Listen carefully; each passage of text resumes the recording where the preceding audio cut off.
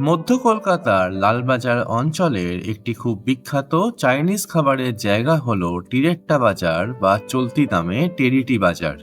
1783 সাল নাগাদ এডোয়ার্ডো টিরেট্টা নামে এক ইটালিয়ান, যিনি তখন ছিলেন বেঙ্গল প্রেসিডেন্সির ল্যান্ড সার্ভেয়ার এবং রেজিস্ট্রার, তিনি এই বাজারটি প্রতিষ্ঠা করেন এবং তার নামেই এটি পরিচিত হয় টিরেট্টা বাজার হিসেবে। একাধিক দুর্নীতিতে অভিযুক্ত টিরেট্টা সাহেব এর কয়েক বছর পরেই দেউলিয়া হয়ে যান এবং তাকে এই বাজারটি বিক্রি করেও দিতে হয়। এই অঞ্চলে এরপর ধীরে ধীরে চাইনিজ নাবিক ও ব্যবসায়ীদের বসতি গড়ে ওঠে এবং এভাবেই টিরেট্টা বাজার হয়ে ওঠে কলকাতা তথা ভারতের প্রথম চায়না টাউন।